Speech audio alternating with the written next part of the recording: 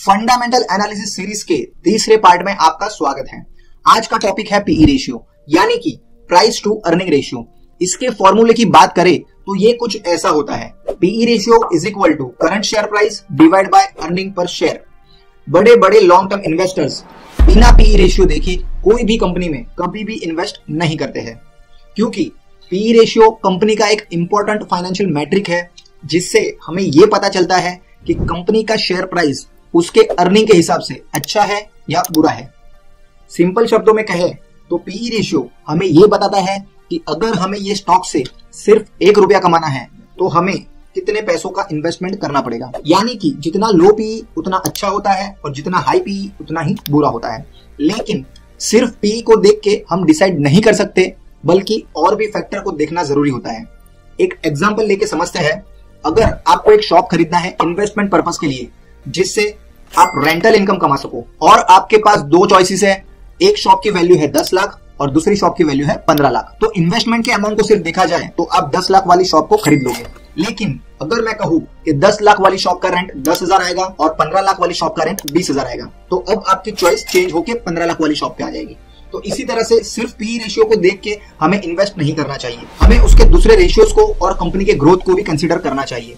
PE ratio से हमें सिर्फ यही पता चलता है कि कंपनी सस्ती है या महंगी, लेकिन ये बिल्कुल भी नहीं पता चलता है कि कंपनी अच्छी है या बुरी, क्योंकि बुरी कंपनी भी सस्ती हो सकती है और अच्छी कंपनी भी महंगी हो सकती है। तो सिर्फ सस्ती या महंगी कंपनी को कंपेयर करके इन्वेस्ट करना सिर्फ और सिर्फ बेवकूफी होती है। बल्कि हमें पीई रेशियो को सेम इंडस्ट्री के दूसरी कंपनी से कंपेयर करके पता लग सकता है कि कौन सी कंपनी का पीई रेशियो अच्छा है। यानी कि हम सेम पीयर कंपैरिजन में पीई रेशियो को कंपेयर कर सकते हैं। सेम इंडस्ट्री का इसलिए कह रहा हूं क्योंकि हर इंडस्ट्री का पीई रेशियो का रेंज अलग अलग होता है। फॉर एन एग्जांपल, अगर आईटी सेक्टर की कोई कंपनी है तो उसका पीई रेशियो का रेंज 25 से लेके 35 तक होता है, और अगर ऑटो इंडस्ट्री की बात करें तो पीई रेशियो का रेंज 5 से लेकर 15 तक होता है। यानी कि हर इंडस्ट्री का पीई रेंज अलग अलग होता है। इसीलिए हमेशा हमें पीई रेशियो का अगर पीयर कंपैरिजन करना है तो सेम इंडस्ट्री की कंपनी का ही करना चाहिए, तभी आपको जो रिजल्ट है वो प्रॉपर तरीके से दिखेंगे। अब एक एग्जांपल से आपका पूरा कॉन्सेप्ट क्लियर कर देते हैं कि सिर्फ पीई रेशियो को क्यों नहीं देखना चाहिए। एक कंपनी है एक्स लिमिटेड कंपनी, जिसका 3 साल का ईपीएस, शेयर प्राइस और पीई रेशियो को हम नोट करते हैं। पहले साल पे वो कंपनी का ईपीएस था 20 रुपए, दूसरे साल पे उसका ईपीएस था 21 रुपया और तीसरे साल पे उसका ईपीएस हो गया 22 रुपया। वो हिसाब से शेयर प्राइस पहले साल पे थी 200 रुपए, दूसरे साल पे थी 210 रुपए और तीसरे साल पे हो गई 220 रुपए। वो हिसाब से पी को कैलकुलेट करे फॉर्मूले के हिसाब से तो पी रेशियो होता है पहले साल पे 10 रुपए, दूसरे साल पे 10 रुपए और तीसरे साल पे भी 10 रुपए। अब यहाँ देखने जाए तो पी रेशियो में कोई भी चेंज नहीं है, जबकि शेयर प्राइस में चेंज है और अर्निंग पर शेयर में भी चेंज है। लेकिन जो अर्निंग पर शेयर पे चेंज है वो 5% के आसपास है, जो शेयर मार्केट के हिसाब से बहुत ही कम माना जाता है। तो वो हिसाब से शेयर प्राइस भी बढ़ी हुई है। अब आप यहाँ पे बोलोगे पी रेशियो तो बहुत कम है तो कंपनी तो बहुत अच्छी हो गई, लेकिन यहाँ पे ऐसा नहीं है, क्योंकि कंपनी का ईपीएस जो है वो बहुत कम परसेंटेज से बढ़ रहा है आगे। इसका मतलब ये कंपनी का पीई लो है just because of low growth company है। यानी कि ये कंपनी सालों साल सिर्फ 5% के हिसाब से ग्रो कर रही है और उसका शेयर प्राइस भी वो हिसाब से ही ग्रो कर रहा है। इसका मतलब पी जो है वो कांस्टेंट ही रहेगा, यानी कि ये कंपनी में इन्वेस्ट नहीं करना चाहिए, या तो फिर आप इसमें इन्वेस्ट करोगे तो आपको नॉमिनल ग्रोथ ही मिल सकता है। दूसरा एग्जांपल है वाई लिमिटेड कंपनी का। अगर इसके 3 साल के ईपीएस, शेयर प्राइस और पी रेशियो की बात करें तो पहले साल में ईपीएस है 20 रुपए, दूसरे साल में ईपीएस होता है 40 रुपए और तीसरे साल में ईपीएस होता है 80 रुपए।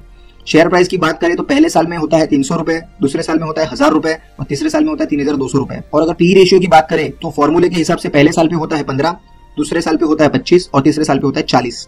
अब यहाँ पे देखा जाए तो जो ईपीएस है वो 100% से ग्रो हो रहा है एवरी ईयर, यानी कि जो कंपनी का ग्रोथ है वो बहुत ही ज्यादा माना जाता है, और जो यहाँ पे पी रेशियो है वो भी बहुत ज्यादा परसेंटेज के हिसाब से बढ़ रहा है। तो अब आप सोचोगे कि यहाँ पे पी बहुत ही हाई है तो ये कंपनी बहुत बुरी है, लेकिन ऐसा नहीं है, क्योंकि ये कंपनी का ईपीएस भी 100% से ग्रो हो रहा है, यानी कि वो हाई ग्रोथ कंपनी है तो इसका पी भी बढ़ सकता है। यानी कि आप इस कंपनी में भी इन्वेस्ट कर सकते हो और यहाँ पे आपको थोड़े बहुत अच्छे रिटर्न्स मिल सकते हैं, क्योंकि पी रेशियो बढ़ रहा है लेकिन ईपीएस का जो परसेंटेज है 100% वो हिसाब से नहीं बढ़ रहा है। क्योंकि 100% के हिसाब से देखने जाए तो पी का रेशियो 15 से 30 पे आना चाहिए था नेक्स्ट ईयर पे, लेकिन है 25, और उसके भी नेक्स्ट ईयर पे 25 से 50 पे जाना चाहिए था, लेकिन है वो 40। यानी कि थोड़ा बहुत रिटर्न्स आप इसमें ज्यादा कमा सकते हो। यानी कि एक्स लिमिटेड कंपनी के कंपैरिजन में वाई लिमिटेड कंपनी बेटर है। अब और एक एग्जांपल लेते हैं ताकि आपको पूरी आइडिया मिल जाएगी। अब लेते हैं एक कंपनी ए लिमिटेड कंपनी, जिसका 3 साल का ईपीएस, शेयर प्राइस और पी रेशियो चेक करते हैं। पहले साल पे ईपीएस था 20 रुपए, दूसरे साल पे ईपीएस था 15 रुपए और तीसरे साल पे ईपीएस था 10 रुपए। यानी कि ये कंपनी बिल्कुल अच्छी तरीके से ग्रो नहीं कर रही है, इसीलिए इसका ईपीएस जो है वो डाउनग्रेड हो रहा है। और शेयर प्राइस की बात करें तो पहले साल में था 200 रुपए, दूसरे साल में था 195 रुपए और तीसरे साल पे था 180 रुपए।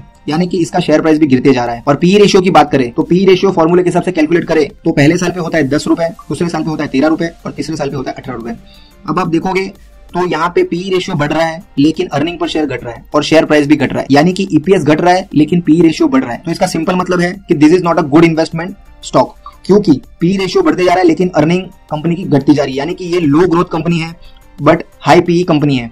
यानी कि पीई बहुत हाई दिखा रहा है बट कंपनी में कोई भी ग्रोथ नहीं हो पा रहा है। तो ये कंपनी में तो बिल्कुल भी इन्वेस्ट नहीं करना चाहिए। अब और एक एग्जांपल से समझते हैं। बी लिमिटेड कंपनी है, उसके भी 3 साल का ईपीएस, शेयर प्राइस और पीई रेशियो चेक करते हैं। पहले साल का ईपीएस था 20 रुपए, दूसरे साल पे ईपीएस था 40 रुपए और तीसरे साल पे ईपीएस था 80 रुपए। दूसरी जगह पे शेयर प्राइस की बात करें तो पहले साल पे शेयर प्राइस था 400 रुपए, दूसरे साल पे भी शेयर प्राइस है 400 रुपए और तीसरे साल पे भी शेयर प्राइस है 400 रुपए। और पी रेशियो की बात करें फॉर्मूले के हिसाब से कैलकुलेट करें तो पहले साल पे पी रेशियो था 20 रुपए, दूसरे साल पे पी रेशियो था 10 रुपए और तीसरे साल पे था 5 रुपए। अब यहाँ पे देखा जाए तो ईपीएस 100% से ग्रो कर रहा है एवरी ईयर, यानी कि बहुत ही अच्छा माना जाता है। शेयर प्राइस जो है वो बिल्कुल भी नहीं बढ़ रहा है 3 सालों में, यानी कि ये बहुत ही अच्छी बात मानी जाती है कि कंपनी ग्रो कर रही है लेकिन शेयर प्राइस नहीं बढ़ा हुआ है। और पी रेशियो की बात करें तो P ratio year by year घटता जा रहा है, यानी कि ये कंपनी में इन्वेस्टमेंट करना सबसे बेस्ट माना जाता है जहां पे ईपीएस बहुत ही अच्छा परफॉर्म कर रहा है लेकिन पी रेशियो घटते जा रहा है या तो पी रेशियो स्टेबल है।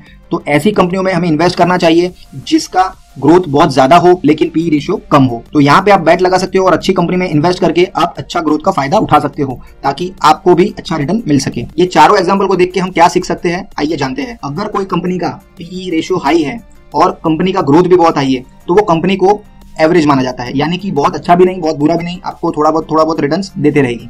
दूसरा केस होता है कि जो पी रेशियो कम है लेकिन उसका ग्रोथ भी बहुत कम है, यानी कि वो भी एक एवरेज कंपनी माना जाता है, यानी कि उसमें आप इन्वेस्ट करते हो तो बहुत ज्यादा अच्छा रिटर्न आपको नहीं मिल सकता। तीसरा केस आता है पी रेशियो बहुत ज्यादा हाई है बट ग्रोथ उसका बहुत ही कम है। ऐसी कंपनियों में तो बिल्कुल भी इन्वेस्ट नहीं करना चाहिए क्योंकि पी रेशियो हाई है और कंपनी का ग्रोथ कम है, उसका मतलब वो प्राइस जो है ओवर वैल्यूड होता है। और चौथा केस आता है पी रेशियो बहुत ही कम है और कंपनी का ग्रोथ बहुत ज्यादा बढ़ रहा है, यानी कि वो कंपनी अंडर वैल्यू है। यही कंपनियों को हमें ढूंढना है और इसी तरीके की कंपनी में हमें इन्वेस्ट भी करना है ताकि आपको बहुत ही अच्छे रिटर्न्स भी मिल सके और लॉन्ग टर्म में भी आप अच्छे रिटर्न्स का फायदा उठा सके। और एक तरीका है पीई रेशियो को टेस्ट करने का जो है current PE versus historical average PE ratio. इसका मतलब है अगर कोई कंपनी का करंट पीई रेशियो 10 है और हिस्टोरिकल एवरेज पीई रेशियो 10 साल का 25 दिखा रहा है, उसका मतलब ऐसी कंपनी में हमें बाय करना चाहिए क्योंकि ये कंपनी को अंडर वैल्यू माना जाएगा। और दूसरी तरफ कंपनी का करंट पीई रेशियो 35 है और हिस्टोरिकल एवरेज पी रेशियो 10 साल का 25 दिखा रहा है, यानी कि ये ओवर वैल्यूड कंपनी हो जाती है और उससे हमें कभी भी बाय नहीं करना चाहिए। तो इस तरह से